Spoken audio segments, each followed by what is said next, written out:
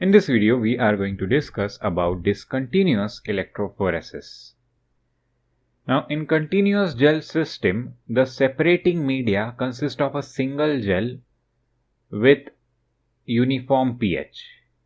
But if you are considering discontinuous gel system, then in discontinuous gel system, the polyacrylamide gel has three regions, and those three regions are the sample gel, the stacking gel, and the separating gel. Okay, these three are the regions in the polyacrylamide gel in discontinuous gel system. Now, these three gels may have different concentration of the same support media, or they might contain completely different agents as well. Now, the sample gel contains the mixture of proteins that is to be separated, and this sample gel is prepared by low concentration of acrylamide. Okay, the sample gel have low concentration of acrylamide, and it contains the mixture of proteins that is to be separated, and the concentration of the acrylamide is low, and that is the reason why the pore size in this sample gel is large, and that is the reason why this sample gel don't influence the rate of migration of different size proteins. Now, this stacking gel is similar to sample gel, and this stacking gel is also known as spacer gel. The proteins in the sample gel concentrate into small zone in the stacking gel before entering the separating gel. Okay, you have proteins in the sample gel, they concentrate into the small zone in the stacking gel, and after that they enter the separating gel. Okay, so first there is sample gel, then stacking gel, and then separating gel.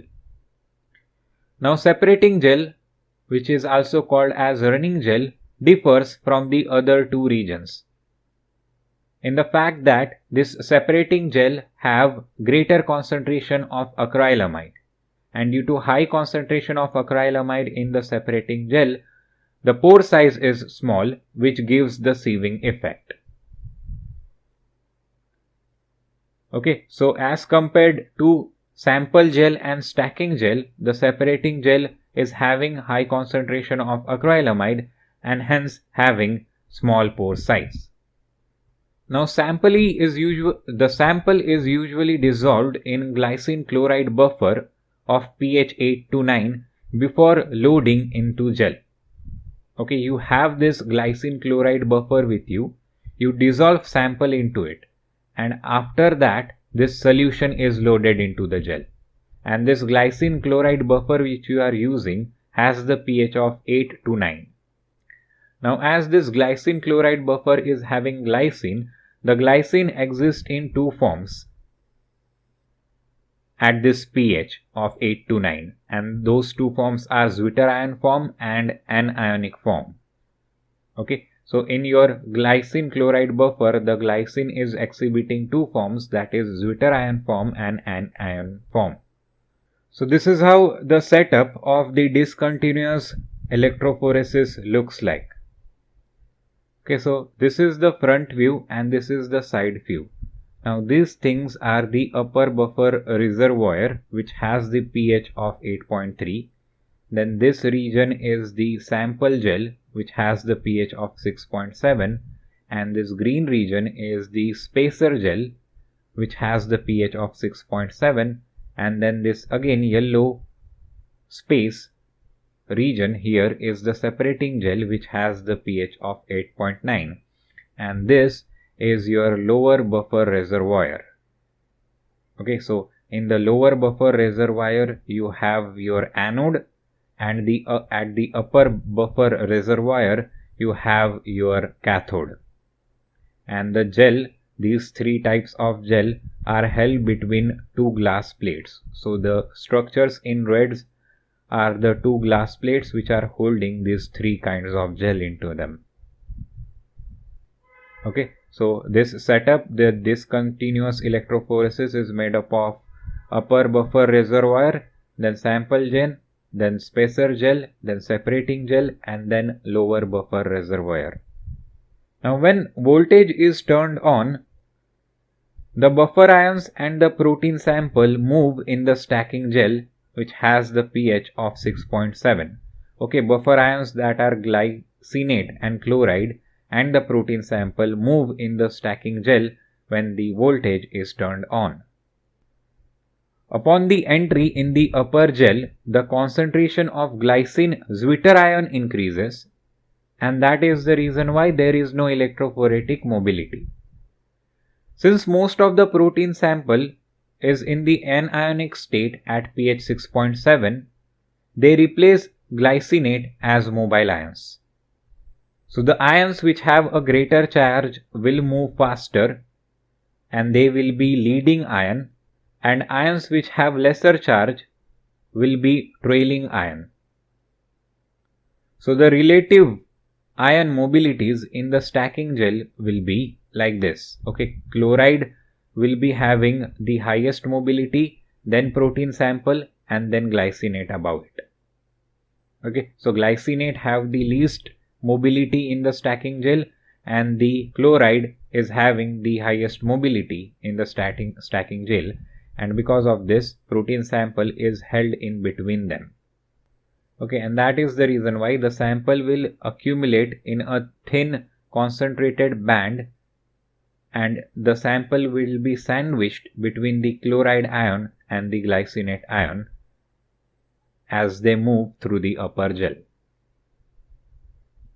Now when the ionic front reaches the separating gel, which has the pH of 8.9 buffer into it, the glycinate concentration increases.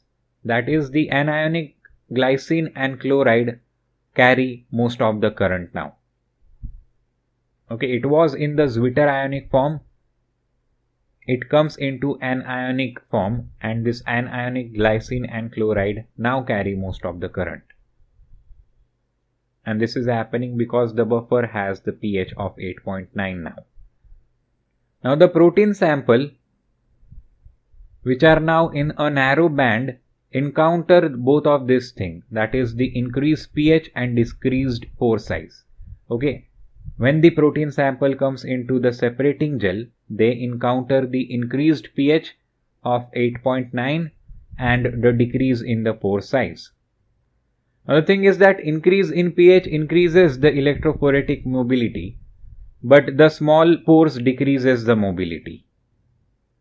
And hence the relative rate of the movement of anions in the separating gel is like this. The chloride ions has the highest rate of migration, then glycinate have, and then protein sample. So protein sample now have the lowest rate of movement in the separating gel. And now the protein samples will be separated on the gel as they did in the continuous gel electrophoresis. Now this discontinuous electrophoresis solves two problems of the protein electrophoresis.